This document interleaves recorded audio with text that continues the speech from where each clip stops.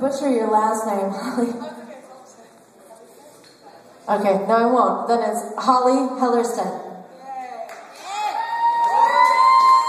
Oh wow, it's really bright up here. Good job, everyone, because it's super bright. I can't even see you. Hi, so my name is Holly. There's a lot of faces that I know here and a lot of that I don't, so that makes me happy. I'm the lead field coordinator for Canvas for a Cause, just like Nikki just mentioned. We were super stoked to be invited here tonight. Nikki called us up and told us she wanted someone from CFAC to be there. So I'm going to talk a little bit about Occupy and my personal reasons as well as CFAC. CFAC is short for Canvas for a Cause, by the way, for anyone who's confused.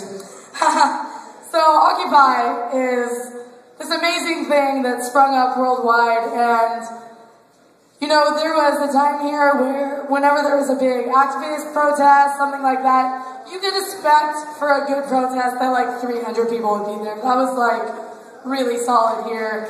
And it was usually, yeah, that's really awesome. And it's usually the same people a lot of times over and over, but it meant there was a consistent base there.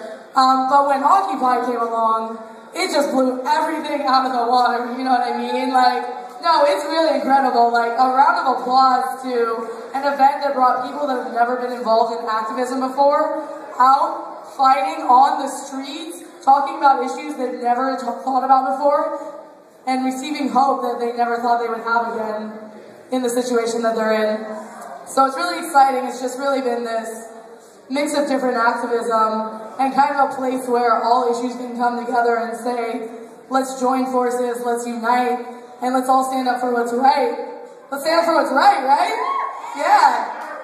So, for those of you that don't know, January has been proclaimed Free Speech Month by Occupy San Diego, as well as Canvas for a Cause. And it relates to some things that some different speakers have talked about tonight.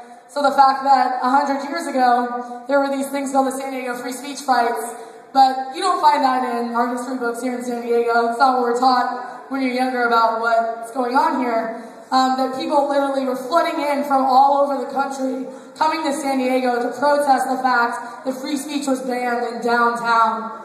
You literally couldn't stand on a corner and speak about what you wanted to speak about in downtown, because even back then, money was kind of running the show. So money talked, you know what I mean? And we had someone who ran all the railroads here.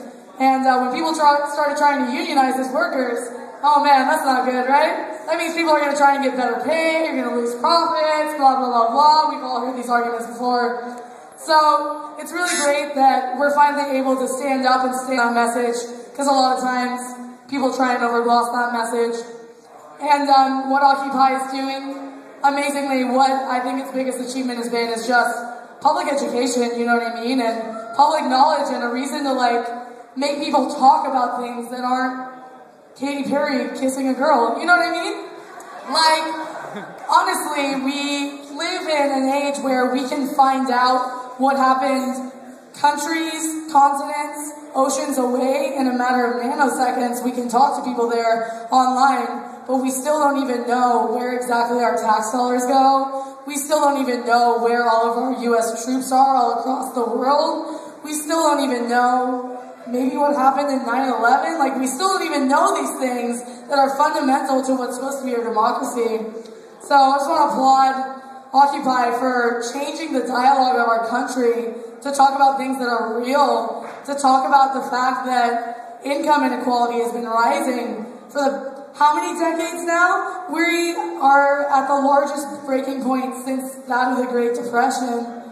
And it's about time, and it's really exciting, because you go out there, and I used to go out there and talk to people about, like, oh man, I can feel it, like, there's all this energy, and like, I think people really can change, and they'd be like, shh, when's the last time you saw a mass uprising in the United States?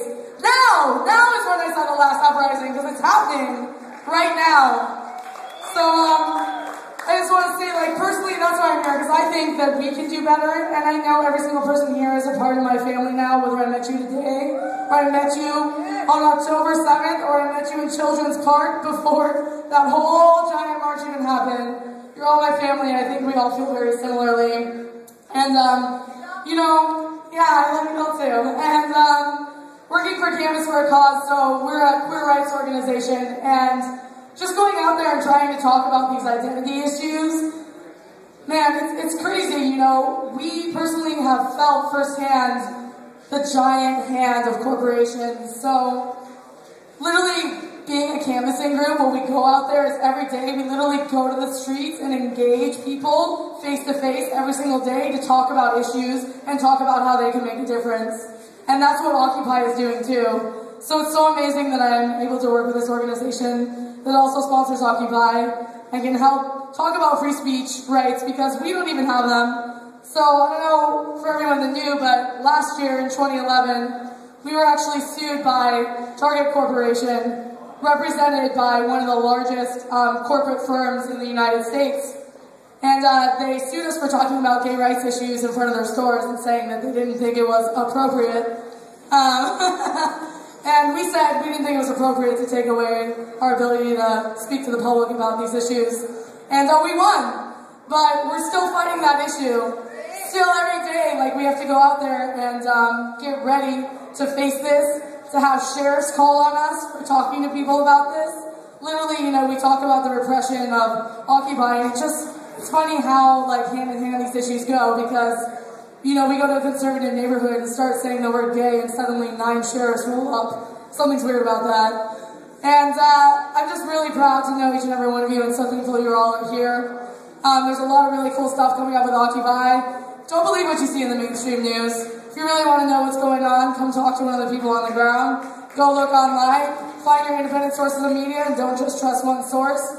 If you ever want to get involved with us, talk about canvassing projects for Occupy, which we're totally interested in, come talk to me. And we are filing our next suit with Target on February 14th, which is Valentine's Day. What better day than to say I love people more than corporations? So we'll be talking about that more downtown, and just want to thank everyone for building a community and fighting for a better world, because without all of you, I don't really know what I'd be doing right now, and just want to say thanks and keep up the fight.